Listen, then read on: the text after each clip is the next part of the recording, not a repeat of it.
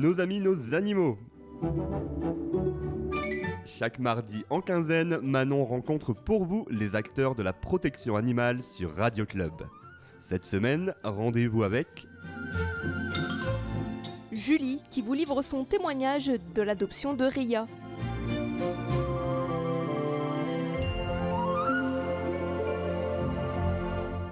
Bonjour à toutes et à tous, chers auditeurs et chères auditrices. Aujourd'hui, on se retrouve pour votre émission Nos amis, nos animaux, et une émission un petit peu particulière, puisqu'habituellement, on a soit le plaisir de retrouver une association, ou alors un corps de métier en lien avec les animaux, mais aujourd'hui, c'est différent, on va avoir un témoignage. Voilà, et c'est la première fois qu'on a ce genre d'émission, et ça va être fort sympathique, ça va peut-être vous donner des idées d'adoption par la suite. Et pour cela, j'ai le plaisir de retrouver Julie. Bonjour. Bonjour. Comment ça va ? Ça va bien. Bon, super. Alors je vais peut-être vous laisser en dire un petit peu plus si vous le souhaitez, notamment quel métier vous faites, si c'est en lien avec les animaux ou pas, et puis bien pour vous présenter ce que vous avez envie de dire. Alors oui, j'ai commencé en lien avec les animaux, j'ai été monitrice d'équitation, j'ai eu une reconversion et là actuellement je travaille en grande surface. Et est-ce que du coup ce côté avec les animaux que vous avez eu au tout début, ça vous manque pas quand même un petit peu ? Alors, le fait de travailler avec les animaux, si. De travailler pour ceux qui gèrent, ça, non. Bon, et du coup, forcément, si vous êtes là aujourd'hui, c'est que vous avez adopté un loulou. Alors, on va justement revenir un petit peu sur cette adoption. Vous avez adopté une louloute. C'est une femelle qui vous accompagne encore actuellement. Comment s'appelle-t-elle déjà ? Alors, elle s'appelle Ria, c'est mon deuxième chien. Donc Ria, elle a 4 ans, là. Une petite labrador croisée bosseron. Voilà, comme ça, vous avez une petite idée bien du gabarit. C'est ça. Et du coup, est-ce qu'elle a toutes les spécificités, j'ai envie de dire, de ces deux races ? Alors, le bosseron dans la couleur. Ce qui est très drôle, c'est que quand on prend son poil à rebrousse-poil, elle a une base sable de labrador. Elle a la tête un peu carrée, alors les gens pensent qu'elle est croisée rotte, alors que pas du tout, elle a juste la tête d'un labrador couleur bosseron. Et alors niveau caractère, c'est une pâte, c'est une vraie crème. Ne lui mettez pas une flaque d'eau sous le nez, sinon le labrador revient en galop et c'est la douche assurée en rentrant. Mais sinon, non, c'est le chien tranquille, le chien de famille. C'est aussi le chien qui va se mettre entre moi et une autre personne qui peut paraître hostile, qui va vraiment attendre un signal pour repousser la personne. C'est de la protection, mais à aujourd'hui, je dirais tempérée. Voilà, comme ça, vous avez vraiment une idée un petit peu plus précise. Alors, c'est une longue histoire avec cette chienne que vous avez adoptée, du coup, il y a 4 ans, maintenant. Comment ça s'est déroulé, déjà, cette adoption ? On va repartir de la base. Alors, la rillette, elle n'était pas prévue au programme. D'accord. Je suis tombée sur une annonce d'une association que je remercie, mais infiniment, c'est l'Arche de Noé à Carouble. Donc, je vois l'annonce, je vois la bouille de la chienne, et je disais à mon compagnon de l'époque, je dis, écoute, il faut qu'on la rencontre, quoi. Il y a un truc. Je prends rendez-vous, et alors là, on me dit d'emblée, vous pouvez, mais j'ai déjà des dossiers à étudier pour cette chienne. Bon, je dis, c'est pas grave, je vais déjà venir dans un premier temps seule. Et ensuite, si ça match, déjà on fera une présentation, etc. avec mon autre chien. Je suis arrivée au refuge, ils étaient en train de nettoyer en fait les chenils. Et alors dans la configuration, c'est un couloir de chenils qui est fermé des deux côtés, les deux extrémités du couloir. Et quand ils nettoient box par box, ils laissent le chien un peu vaquer dans le couloir. Et ils m'ont dit, bon, si elle vous calcule pas, c'est pas grave, elle est en chaleur. Elle va sûrement essayer d'aller voir les autres mâles ou quoi que ce soit. Ils ont ouvert la porte, la chienne est venue s'asseoir à côté de moi. Et là, je me suis dit, waouh. Bon, après, elle est allée voir les petits jacks, etc. autour. Mais à chaque fois, elle revenait faire un coucou. J'avais vu qu'elle n'avait pas eu un début facile sur la description. Je me suis dit, je vais pas trop en demander. J'ai caressé, machin. Elle s'appelait Maya à l'époque. Ça, je reviendrai là-dessus plus tard. Donc, elle s'appelait Maya. Bon, tout se passe bien. Et ils me disent, si vous souhaitez revenir avec votre famille, votre chien, machin, vous venez. Donc, on a posé un deuxième rendez-vous. Et ils m'ont dit, de toute façon, tant qu'elle est en chaleur, on ne peut pas vous la céder. Bon, ça, je comprends totalement. Je suis revenue quelques jours plus tard, donc avec ma Cairn Terrier, ma petite Lol qui a aujourd'hui 9 ans. Donc là, quand j'ai rencontré Ria, elle avait 10 mois. Voilà, c'était encore du grand bébé. Ouais, un grand bébé. C'est ça. Et je suis arrivée sur le parking pour la présentation. Donc, mon ex-conjoint était à côté de moi, Lol était derrière. Et ils étaient en train de présenter la chienne à une autre famille qui avait un labrador chocolat. Et la présentation se faisait juste en face de là où je me suis garée, sur un carré d'herbe. Et le labrador en question, il s'est rué sur la chienne. J'ai fondu en larmes et j'ai dit, d'emblée c'est sorti, qu'est-ce qu'ils sont en train de faire à mon chien ? Et j'ai pleuré. Et je me suis dit derrière, si elle est déclenchée comme ça, avec la mienne, ça risque d'être tendu. Et en fait, j'ai sorti ma petite, elle devait faire quoi, 10 kilos. Je l'ai sortie de la voiture, je me suis dit, bon, on croise les doigts, j'avais la longe, tout ça. Elles se sont vues, elles se sont fait un appel au jeu, mais de folie. Et c'est comme si elles s'étaient toujours connues. Elles ont joué ensemble, on est partis se promener, enfin, extraordinaire. Moi, à ce moment-là, j'avais déjà parlé au club canin dont je faisais partie, donc à Solem, que j'avais un gros crush sur une petite chienne compliquée. Et ils m'ont dit, il n'y a pas de problème, si tu l'as, sa place est réservée. J'en avais parlé à l'asso, etc. On a beaucoup parlé pendant la première balade. Et ils nous ont dit, écoutez, ok, on voit d'autres familles, on vous recontacte. Donc c'était un samedi, il devait y avoir 2 ou 3 jours à laisser passer. Et le soir même, je reçois un appel, alors je vois le numéro de sa bénévole, Laetitia, que j'embrasse très fort. Et je dis à mon ex-conjoint, je dis écoute, ça pue. Ouais. Il me rappelle le soir même, ils ont trouvé quelqu'un d'autre, donc je décroche, je tremble à ce moment-là. Et elle me dit, c'est vous. Je dis quoi, c'est moi. Et elle me dit, non, on a annulé les autres rencontres, la chienne, c'est vous qu'elle a choisi. Et là, alors, mais je me suis effondrée en pleurant. Elle me dit, mais j'espère que c'est des larmes de joie. Je dis, mais vous n'imaginez même pas à quel point. Et elle dit, bon, par contre, elle est toujours en chaleur, elle restera là. Je dis, il n'y a pas de souci. Alors, de chez moi, pour situer un peu, je suis entre Solem et Caudry, donc jusqu'à l'Arche de Noé, j'ai un bon 3/4 d'heure. Ouais. J'ai dit, est-ce que ça vous embête si je viens régulièrement la promener ? Elle dit, ah non, il n'y a pas de souci. Je crois qu'en 15 jours, j'ai dû faire 10 allers-retours pour créer le lien. Oui, et voilà. Sûr. Et on en était, quand je quittais le refuge, la chienne hurlait de pleurs, quoi. Ouais. Donc, le jour où elle m'a appelée, elle m'a dit, c'est bon, elle va plus voir les mâles quand on nettoie. J'ai sauté dans l'auto, on est allé la chercher, quoi. Ouais, c'est vraiment un choix qui a été fait en commun. Vous l'aviez choisi, entre guillemets, à la base, parce qu'elle vous avait impacté, quelque part. Mais elle vous a choisi aussi en retour, et ça, c'est magnifique. Et mes chiennes se sont choisies, surtout. Parce que je savais qu'elle avait eu des traumas. Je me suis dit, il ne faut pas non plus que ce soit tendu avec la mienne, que ce soit séparé. Enfin, voilà. Et elles se sont choisies, elle m'a choisie, et c'est comme ça que ça a commencé. Et à l'heure d'aujourd'hui, est-ce que vous avez peut-être une idée d'explication justement à ce choix de la chienne ? Qu'est-ce qu'elle a pu ressentir à ce moment-là et se dire, oui, c'est dans cette famille que j'ai envie d'aller ? Je pense qu'elle a ressenti de la sécurité, surtout. C'était un chien...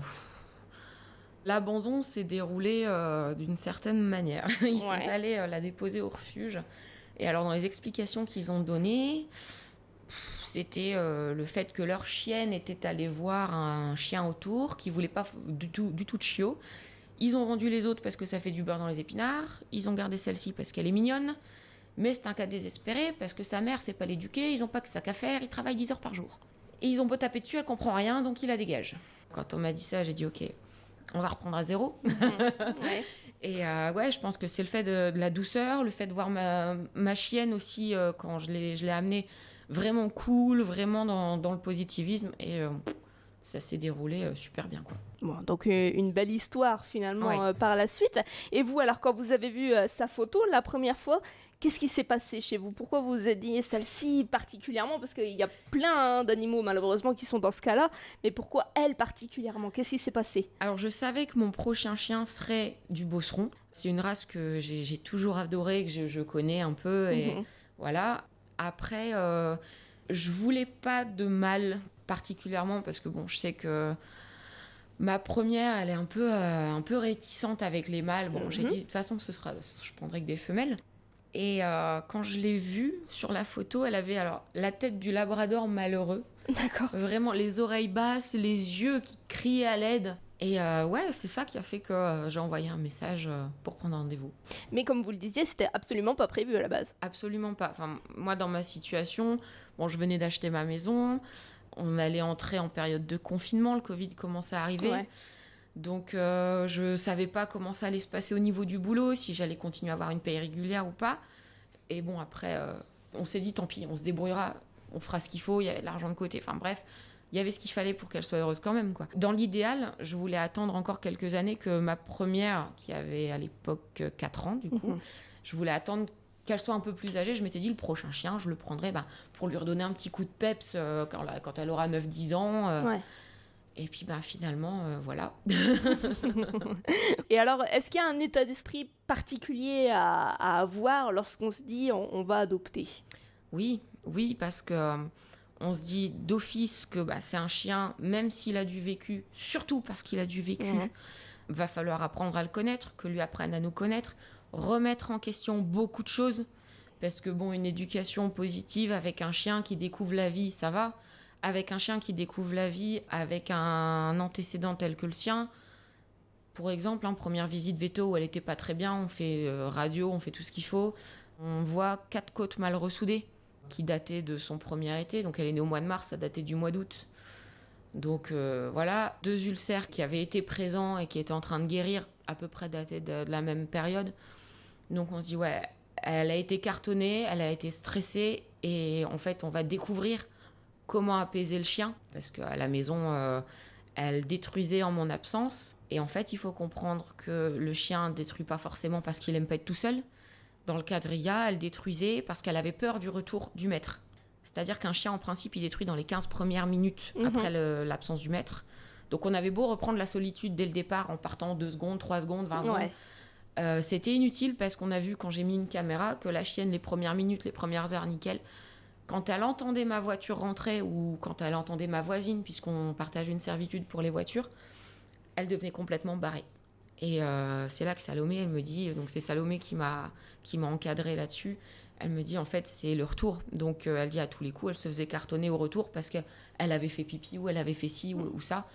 Et en fait, on a réappris, moi j'ai réappris grâce à Salomé à gérer la solitude différemment. Elle m'a fait découvrir des techniques pour l'apaiser, etc., quoi. Oui, c'était... Alors, effectivement, on renvoie au passage vers l'émission de Salomé sur les conseils de WAF avec une émission spéciale justement sur l'apprentissage de la solitude. Voilà, c'est dans tout ce qu'elle vous explique dans cette émission-là, elle dit à la base, justement, comme vous le disiez, partir quelques secondes, puis revenir, etc. Donc là, c'était vraiment le travail inverse, vu que c'était à la fin, donc vous ne pouviez pas prévoir, entre guillemets. Alors, comment vous avez fait pour travailler cette partie-là pour plus qu'elle redoute ce moment où vous rentrez ? Alors, je vais revenir sur une autre émission de Salomé, sur l'utilisation de la cage. Donc, au club, on est contre le fait d'enfermer parce qu'on part 10 minutes ou machin. Par contre, on s'est rendu compte que plus l'espace était grand dans lequel Ria était, plus on voyait sur les caméras qu'elle cherchait en fait une mission parce qu'elle avait quelque chose à décharger. Donc, on s'est dit réduire. Réduire à la cuisine, c'était pas encore suffisant. Elle est montée sur le plan de travail. Elle m'a chopé le carnet de santé que j'avais laissé pour son carnet de santé, le temps de faire un quart d'heure de course et de revenir. Je devais partir chez le veto après. Tout ce qui restait, c'était la carte ICAD qui prouve que c'est mon chien qui était intact. Donc, on a dit, on va essayer de réduire encore. Et là, du coup, je suis allée acheter une grande, mais vraiment une cage de luxe. Elle devait faire 90 de large, 1 mètre de long et 1 mètre de haut, quoi. Et cette cage-là, j'ai fait sauter les portes. Parce qu'il n'était pas question pour moi de l'enfermer ou qu'elle se blesse ou quoi. J'ai fait sauter les portes, j'ai mis un drap par-dessus. Le but étant de revenir à l'instinct primaire du chien, qui est de se protéger en terrier, comme on peut voir avec le loup, en grotte ou en terrier. Et j'ai mis tout ce qui était cool pour elle, ses draps, ses jouets, des friandises.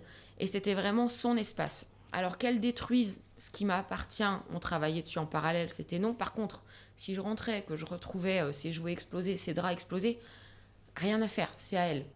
Et bon, après, faut être un peu malin, on va pas acheter des plaids à 30 balles pour mettre dans la cage du chien, on est d'accord. Donc en parallèle, on a bossé les autocontrôles, parce qu'en fait, la chienne, elle avait besoin d'apprendre à se contrôler. Donc pour ça, c'était un travail qui a été très très long. On va dire que c'est un travail simple, dans le sens où il n'y a qu'à faire. Il n'y a qu'à lui mettre quelque chose au sol qui peut paraître appétant et la faire s'asseoir ou passer à côté sans qu'elle le regarde. Sauf que ça, pour avoir le résultat escompté, ça prend du temps. Quand je rentrais, moi, j'avais un gros travail à faire sur moi aussi, parce que forcément, au départ, je rentrais, je cherchais la bêtise.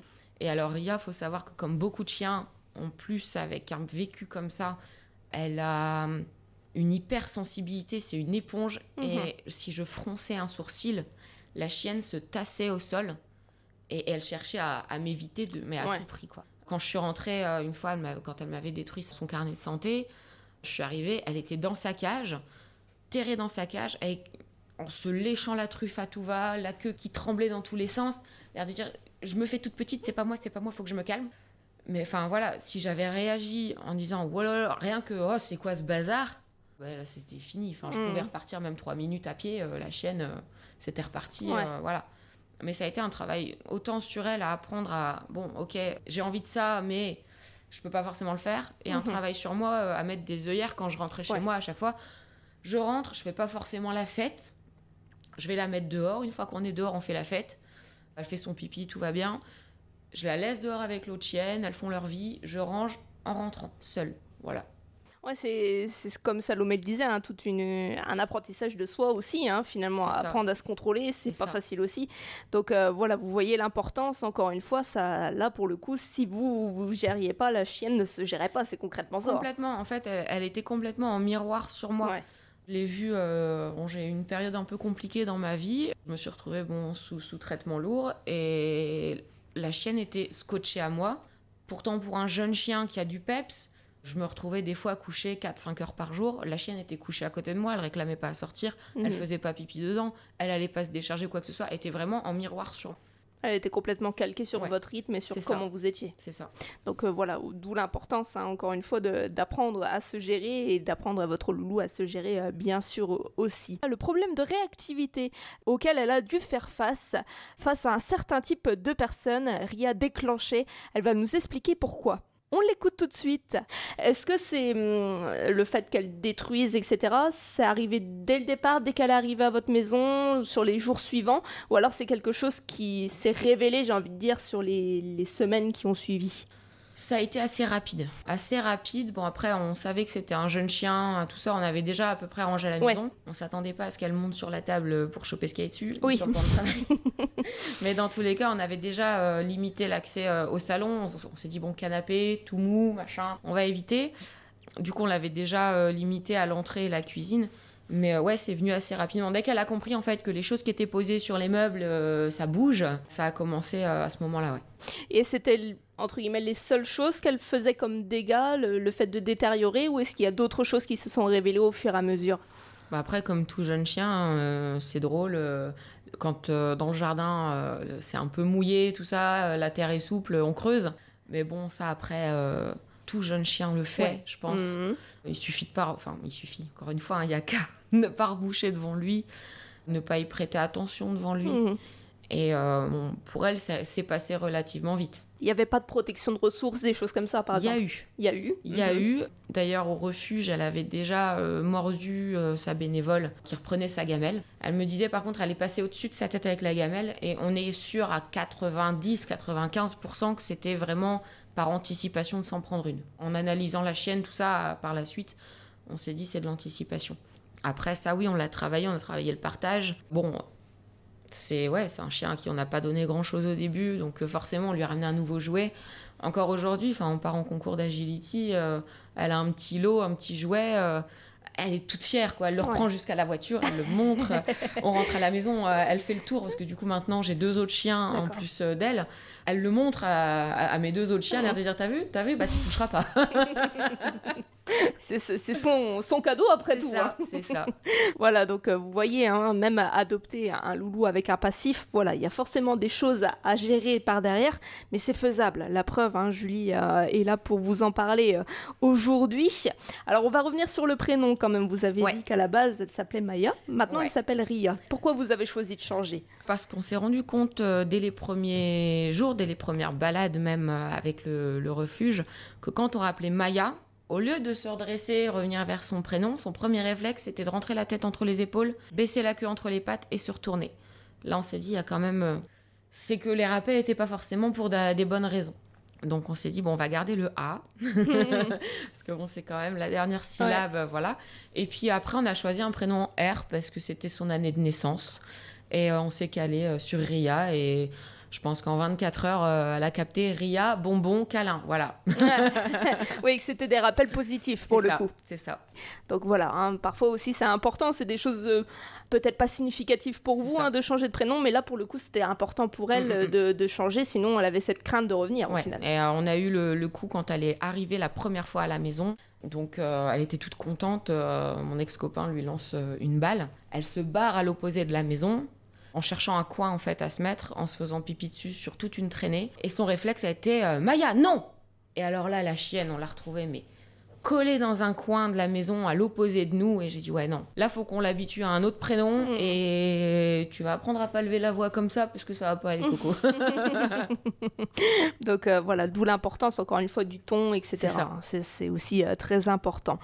Est-ce que vous avez eu la crainte quand même, en connaissant un petit peu son passé, de l'adopter malgré tout? Parce que vous saviez que ça allait être du travail aussi pour vous, qu'elle avait un passif quand même assez lourd au final. Est-ce que ça a été une crainte, un frein, à un moment ou un autre, ou alors vous vous êtes dit non, j'y vais quoi? Alors au départ, ça n'a pas du tout été une crainte, parce que je me suis dit de toute façon au Club Canin, je suis super bien entourée. Après, forcément, quand on a découvert... Enfin, on savait qu'elle avait eu un lourd passé, mais quand on a découvert toutes les conséquences au compte-gouttes, forcément, avec la vie quotidienne, là, je me suis dit, ah ouais, il y a du taf. Il y a du taf. Et ouais, il n'y a pas des moments où j'ai baissé les bras, mais il y a des moments où je me suis enfermée dans mes toilettes et j'ai pleuré. Et j'envoyais un message à Salomé, je disais, écoute, elle m'a fait ça, ça, ça. Je disais, bon, c'est pas grave, on se voit samedi, en attendant, tu fais ça, ça, ça, tu tentes, tu me tiens au courant.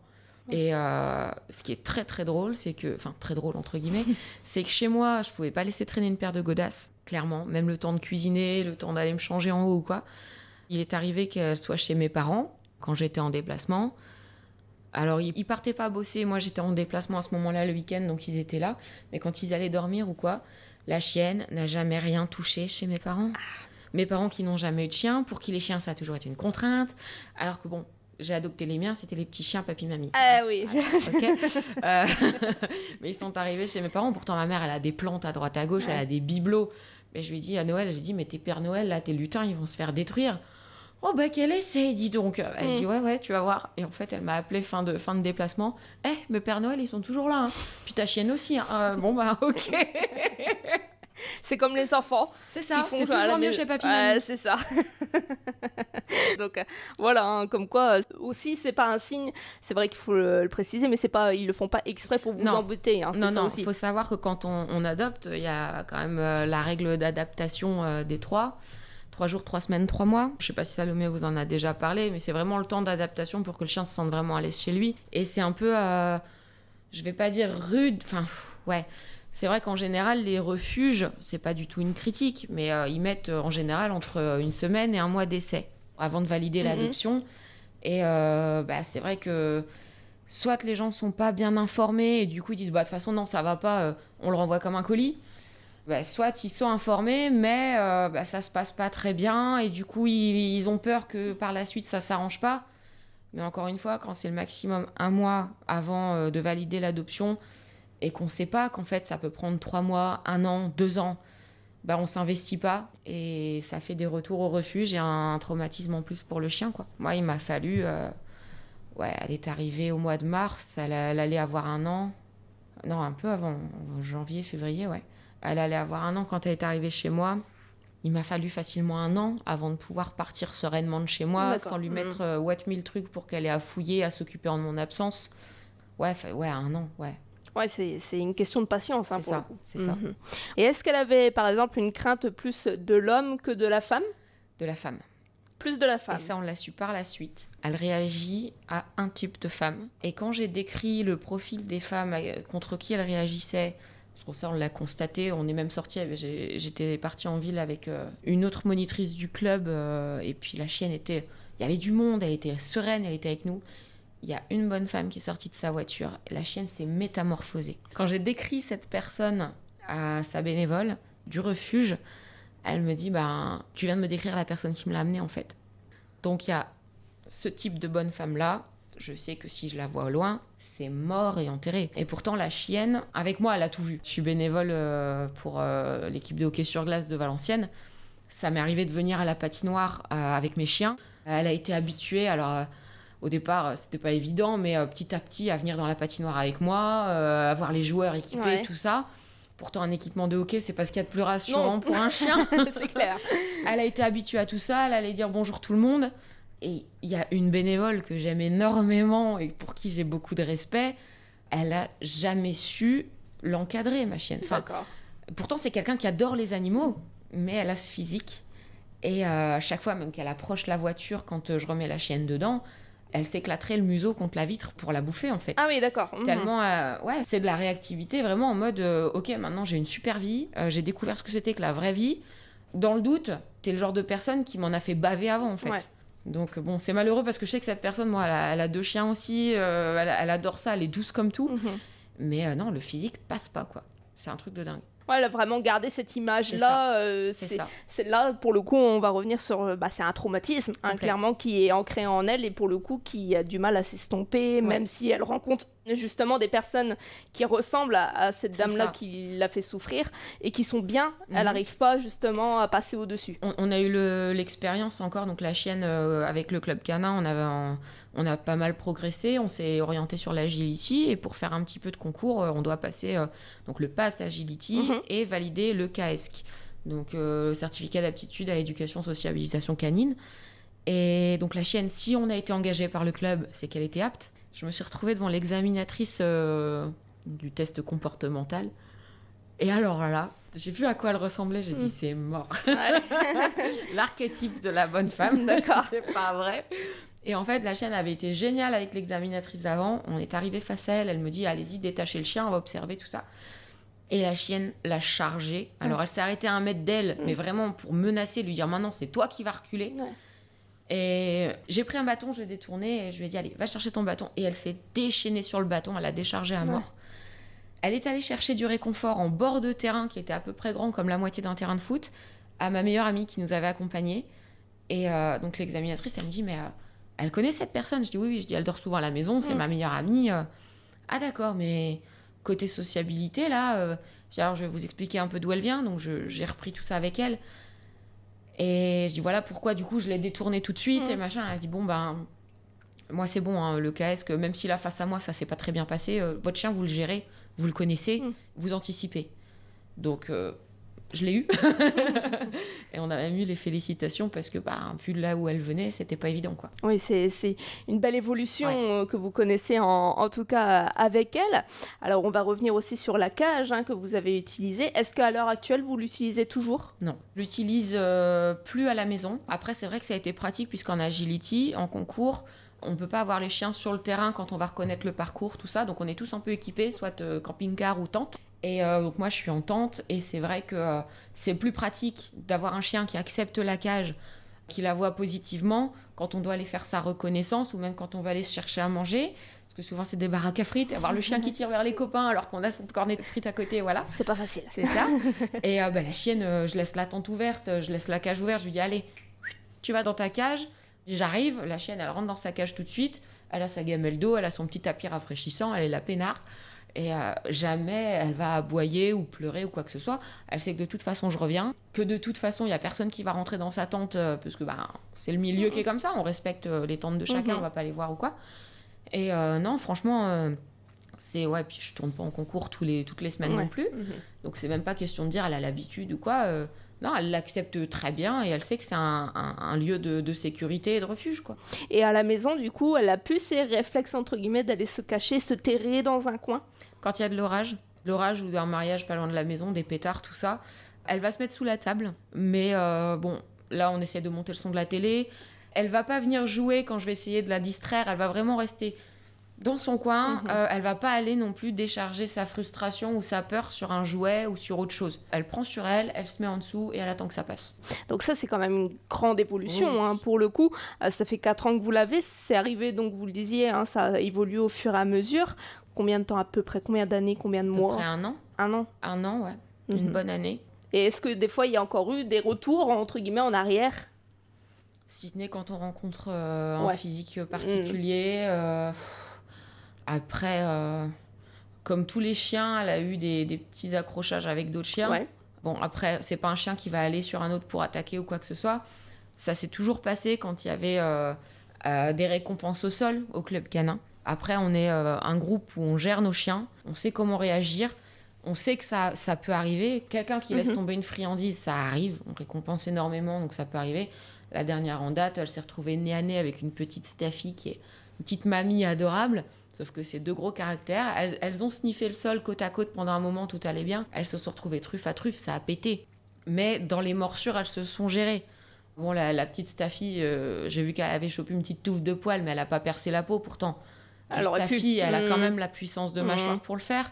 Ria, elle a eu la même pression, sauf qu'elle l'a mis sur le bout de la truffe, donc plus fin, ça a saigné.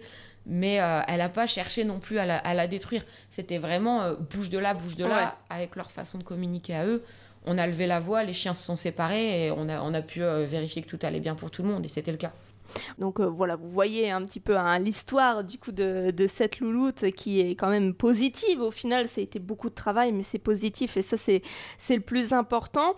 Est-ce qu'il y avait d'autres états, entre guillemets, qui pouvaient la mettre en peur panique Là, tout à l'heure, vous évoquiez lever la voix. Le fait peut-être de lancer la balle, est-ce que ça l'avait stressée aussi de voir quelque chose passer au-dessus d'elle au final ? Ouais. Elle avait très peur des lancers.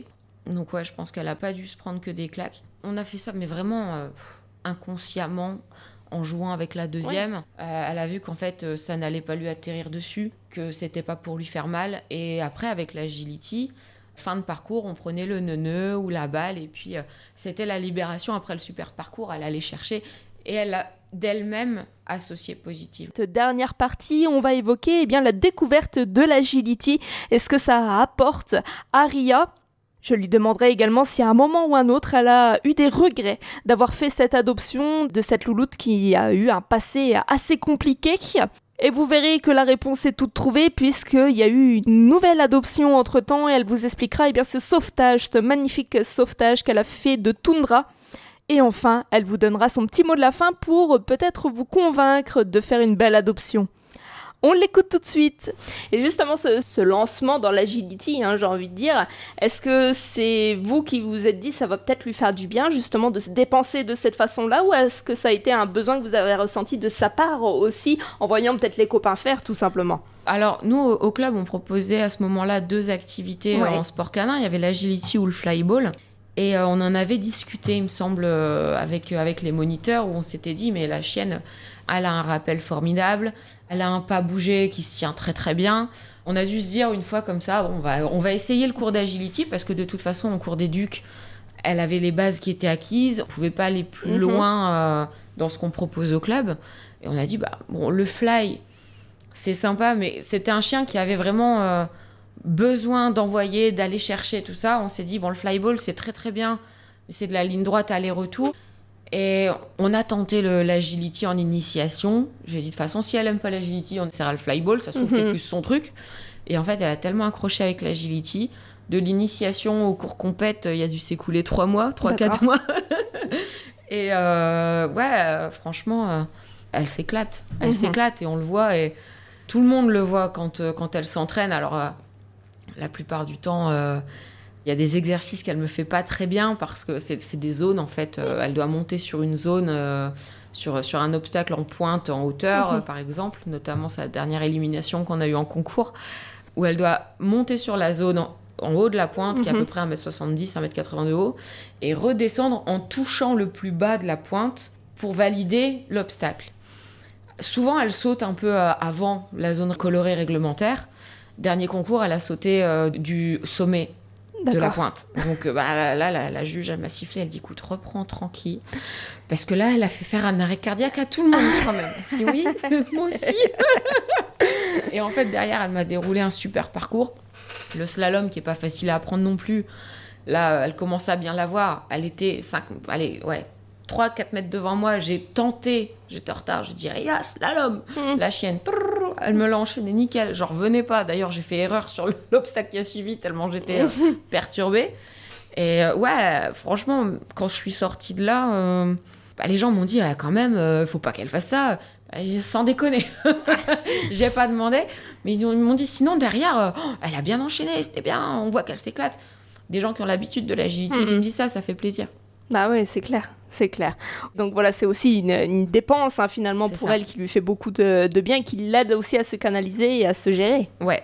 Donc en plus des dépenses mentales qu'on a beaucoup fait et qu'on continue de faire à la maison, c'est vrai que bon, ça reste du chien qui a besoin de se dépenser. Je pars pas tous les jours 3 heures en balade avec elle, de toute façon, c'est pas gérable. Par contre, il faut quand même respecter un minimum, quoi. Enfin, ouais, l'agility, c'est vrai que c'est 1 fois à 2 fois par semaine. Et la chienne, on arrive au club, c'est... Elle le sait. Ah, elle adore ça, elle connaît la route, quoi. Et tout à l'heure, vous évoquiez que des fois, justement, c'était très compliqué, vous vous enfermiez, vous pleuriez, etc. Est-ce que dans ces moments-là, vous vous êtes dit, ça va être trop compliqué, je vais pas y arriver? Je me suis dit, je vais galérer. Je me suis pas dit, je vais pas y arriver. Parce que j'ai confiance en mes moniteurs au club. Et je sais qu'ils vont pas laisser tomber. Et que, au pire, c'est pas une fatalité, en fait. Je me suis dit, la chienne, elle est pas parfaite, c'est pas une fatalité. Et au final, en me disant ça, j'ai le chien le plus merveilleux du monde, quoi. Vous avez jamais regretté à un moment ou à un autre de l'avoir adopté? Jamais. Si c'était à refaire, vous le referiez? Complètement. Ouais. Je sais par quoi elle est passée. Je sais que le refuge, même s'ils font leur maximum, c'est pas une vie. Et jamais je regretterais de l'avoir prise et de pas l'avoir laissée là en me disant non, le challenge est trop gros. Et du coup, là, au bout de 4 ans, on peut dire que ces traumatismes sont complètement enterrés, hormis la physionomie de la certaine personne.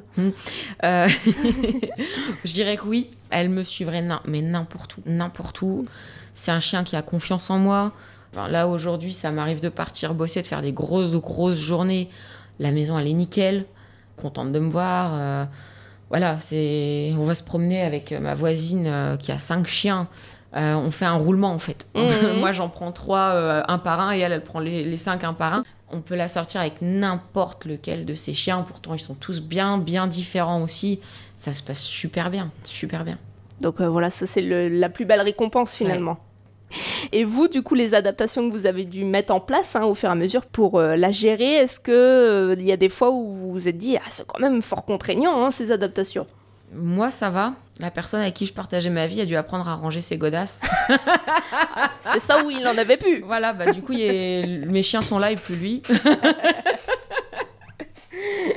Donc voilà, c'est comme quoi c'est faisable, c'est ça aussi, c'est le message que je veux faire passer aux auditeurs, c'est que voilà, il y a des adaptations certes, selon le passif, mais c'est faisable, il n'y a rien d'insurmontable. Il n'y a rien d'insurmontable à partir du moment où on est capable de se dire, en fait, je fais pas forcément bien les choses, j'ai besoin d'aide, même si ça fait 10 ans, 15 ans, 20 ans que j'ai des chiens, que je connais la race, que je connais quelqu'un qui, en fait, non, c'est pas parce que ça fait 10, 15, 20 ans que t'as un chien, que tu connais la race ou machin, que tu faisais forcément bien et que ça passe forcément avec le nouveau chien.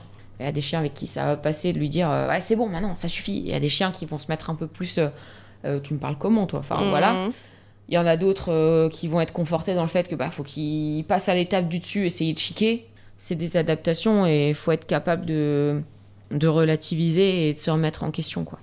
Et est-ce que vous vous êtes dit je vais prendre un loulou sans problème, entre guillemets, sans gros passif à un moment ou à un autre, justement pour peut-être contrecarrer, parce que vous avez dit que vous en avez pris 2 autres, est-ce qu'ils ont eu un passif aussi lourd, entre guillemets, ou ils ont eu des problèmes aussi? Ou alors vous aviez envie justement d'en prendre qui sont un petit peu moins compliqués, j'ai envie de dire, pour relâcher un petit peu la pression? Alors, sur les 3, donc il y a Lol, ma petite cairn terrier, donc elle que j'ai eue en élevage et... qui a vraiment eu une vie de princesse dès le départ. Aujourd'hui, c'est commandant Cruchot, on l'appelle, parce que quand les 2 grandes jouent ensemble, elle est au milieu, l'air de dire, oh, on se calme. Elle, je sais ce que c'était qu'un chien qui a la vie cool, entre guillemets.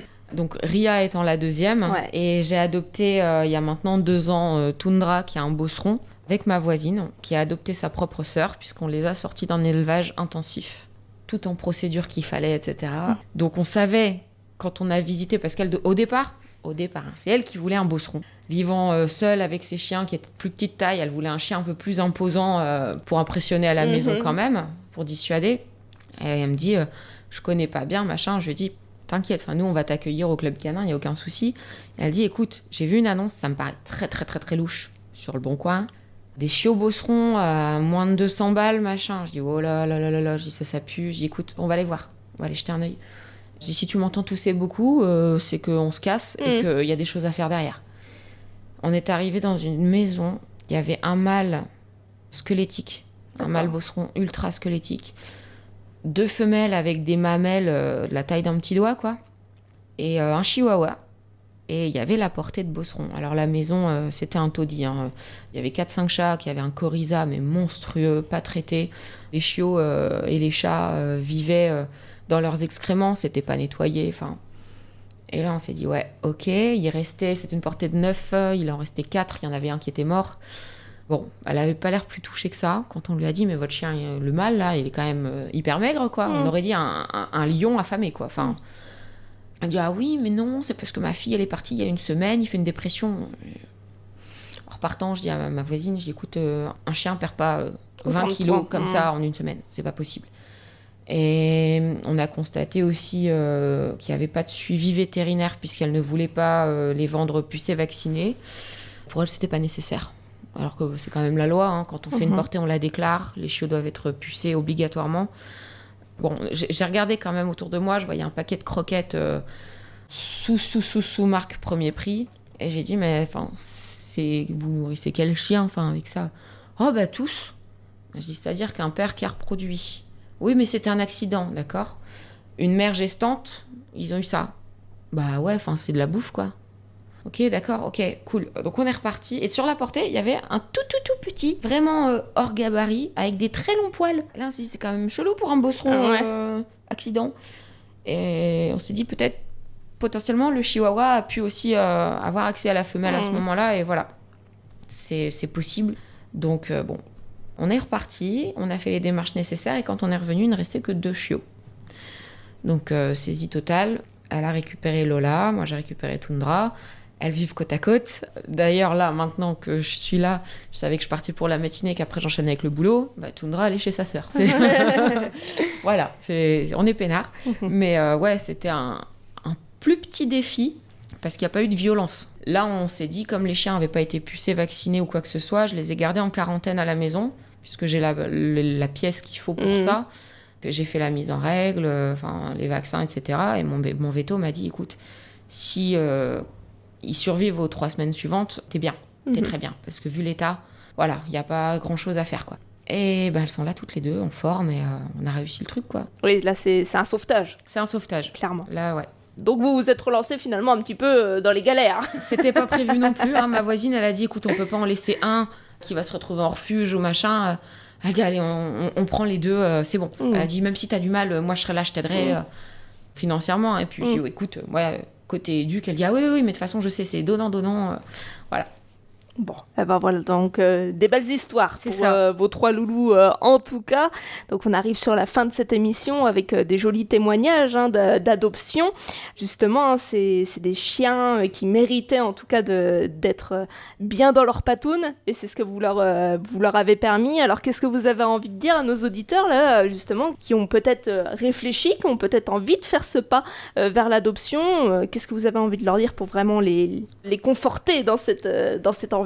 Si on est prêt à tout changer pour le bien-être du chien, si on est prêt à se remettre en question, si on est prêt à changer de mode de vie, si on est prêt à aménager sa maison, on peut prendre le risque. On peut même prendre le risque de prendre un chien qui a été compliqué. Si on n'est pas prêt à tout ça, qu'on n'est pas prêt à accepter la critique, à se remettre en question, à changer sa vision des choses, si on se dit ouais, de toute façon c'est bon, c'est un chien, il va s'adapter, en fait prenez une peluche, quoi. Il y a trop de malheureux, il y a trop de sauvetages faits, il y a trop de refuges surchargés pour prendre le risque de refaire un deuxième traumatisme derrière. Enfin, faut se dire quand même que même si le chien il passe 1 semaine chez vous, il passe 3 jours chez vous, vous le sortez de refuge 3 jours, vous le remettez au refuge dans la foulée, c'est aussi un traumatisme et ça laisse aussi des traces. Et ça, les gens, ils en prennent pas conscience. Et la personne qui les récupère derrière, par contre, elle le sait et elle le voit tous les jours, quoi. Voilà, donc faites la démarche consciencieusement et en étant vraiment sûr de vous pour le coup et en donnant tout ce que vous pouvez. En tout cas, pour votre loulou, il vous le rendra en plus. Oh oui. Et ça, c'est vrai qu'on n'y pense pas forcément, mais voilà, tout l'investissement qu'on met, ils nous le rendent à leur façon, en câlin, etc. Oh oui, et en présence. Ouais. Surtout quand ça va pas, c'est pas le chien qui va aller se planquer dans un coin en mode c'est bon, elle me sort pas, ça me saoule. C'est là, pour le coup, ouais, mes chiens, même une gastro, je vais être collée au lit, ils vont être au pied du lit. Ouais, c'est impressionnant ce qu'ils peuvent rendre en retour. créer ce lien. Hein. Encore une fois, c'est le plus important, créer ce lien très fort entre vous et lui et tout rentrera dans l'ordre. Eh ben, merci beaucoup, Julie, d'être venue aujourd'hui nous vous livrer ce témoignage, en tout cas de cette belle histoire avec Ria et puis avec sa comparse, hein, du coup, également que vous avez sauvé, et puis à LOL aussi. Et on vous souhaite plein de belles choses, justement, avec vos 3 loulous, une belle et longue route. Merci beaucoup. Et puis à bientôt peut-être. À bientôt.